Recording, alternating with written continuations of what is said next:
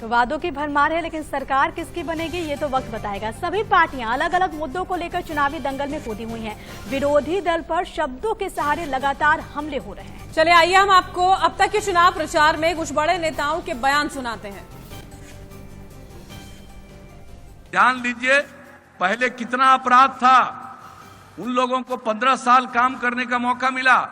अपराध कितना था, सामूहिक नरसंहार, अपहरण की घटनाएं, कितने डॉक्टर को यहां से भागना पड़ा, कितने व्यापारियों को भागना पड़ा, और हम लोगों ने अपराध पर नियंत्रण किया।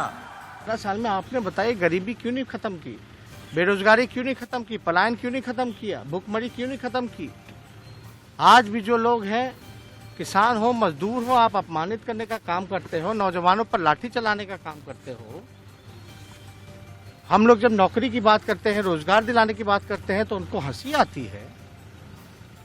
15 साल तक जो आदमी व्यक्ति कोई काम नहीं किया, वो आगे क्या कर सकता है। जम्मू कश्मीर से आर्टिकल 370 हटने का इंतजार देश बरसों से कर रहा था या नहीं, ये फैसला हमने लिया, एनडीए की सरकार ने लिया, लेकिन आज ये लोग इस फैसले को पलटने की बात कर रहे हैं। ये कह रहे हैं कि सत्ता में आए तो आर्टिकल 370 फिर लागू कर देंगे, और इनका दुस्साहस देखिए। इतना कहने के बाद भी ये लोग बिहार के लोगों से वोट मांगने की हिम्मत दिखा रहे हैं। आप सिर झुकाने की बात मत कीजिए। आप हमारे वीर सैनिकों को यह बताइए कि चाइना को आप हिंदुस्तान से कब बाहर फेंकोगे, यह बताइए। और यहां आकर उल्टे सीधे झूठ मत बोलिए। यहां बिहारियों को झूठ मत बोलिए। अभी सिर्फ एक ही मिशन है, वो है बिहार का विकास। बिहार फर्स्ट, बिहारी फर्स्ट को लागू करना एकमात्र लक्ष्य। और दूसरा सबसे बड़ा, मौजूदा मुख्यमंत्री को किसी भी कीमत पर, अगर ये दोबारा गलती से भी मुख्यमंत्री बन गए नीतीश कुमार जी, ए बिहार हार जाएगा, बी पलायन को बच्चे फिर मजबूर हो जाएंगे, और सी बिहार पूरी तरीके से बर्बाद हो जाएगा। और वहीं देखिए, दावों और वादों के बीच जनता किसको चुनेगी, ये बड़ा सवाल है। 10 नवंबर को चुनावी नतीजे आ जाएंगे, ये साफ हो जाएगा कि बिहार की जनता ने भरोसा आखिर किस पर किया है। लेकिन उससे पहले बिहार के सियासी महाभारत को समझने के लिए खास रिपोर्ट आप देखिए।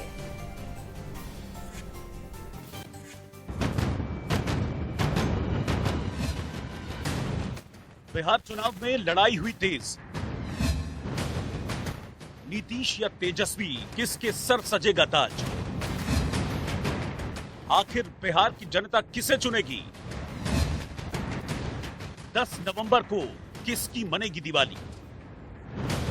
बिहार में चुनावी जंग चरम पर है। महागठबंधन और एनडीए में सीधी लड़ाई है।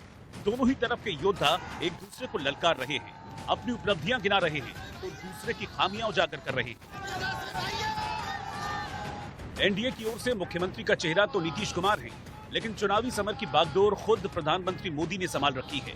वो ताबड़तोड़ रैलियों के जरिए विरोधियों पर गरज रहे हैं, बरस रहे हैं। ये कह रहे हैं कि सत्ता में आए तो आर्टिकल 370 फिर लागू कर देंगे, और इनका दुस्साहस देखिए। इतना कहने के बाद भी ये लोग बिहार के लोगों से वोट मांगने की हिम्मत दिखा रहे हैं। एक तरफ एनडीए की ओर से प्रधानमंत्री समेत योगी आदित्यनाथ, रक्षा मंत्री राजनाथ सिंह, बीजेपी अध्यक्ष जेपी नड्डा, सुशील मोदी समेत खुद नीतीश कुमार विरोधियों को मात देने में जुटे हैं, तो दूसरी ओर महागठबंधन ने भी तलवार उठा ली है। तेजस्वी आगे हैं तो साथ देने के लिए रैलियों में राहुल गांधी हैं। एक के निशाने पर केंद्र होता है तो दूसरे का सीधा वार मुख्यमंत्री नीतीश कुमार पर होता है। इतने ये लोग परेशान हैं, हताश हैं, निराश हैं। अब इनको समझ में आ गया कि इनकी सरकार अब दोबारा बनने वाली नहीं है। देश की पूरी ताकत जो है हमारे पीछे लगाई जा रही है। हम अकेले हैं, और ये सब कहते हैं अनुभवहीन है। तो हम तो इतना कहना चाहते हैं, हम तो एमएलए भी रह लिए, डिप्टी सीएम भी रह लिए, विपक्ष के नेता भी रह लिए। इसी 5 साल के कार्यकाल में मेरा जो अनुभव है 50 साल का हो चुका है। इन चुनावों में एलजेपी भी मैदान में है, जो एनडीए से अलग होकर अकेले मोर्चा संभाले हुए है। रामविलास पासवान के निधन के बाद पार्टी का चेहरा अब चिराग पासवान है। वो खुद को बिहार का असली रहनुमा प्रोजेक्ट कर रहे हैं, लेकिन उनके हर कैंपेन में एक ऐसा विरोधाभास है जिस पर उन्हें बार बार सफाई देनी पड़ रही है। बिहार में किसकी सरकार बनेगी, कौन सी पार्टी ऐसी होगी जो दीपावली मनाएगी, 10 नवंबर को कहीं न कहीं जो तस्वीर है वो स्पष्ट हो जाएगी। और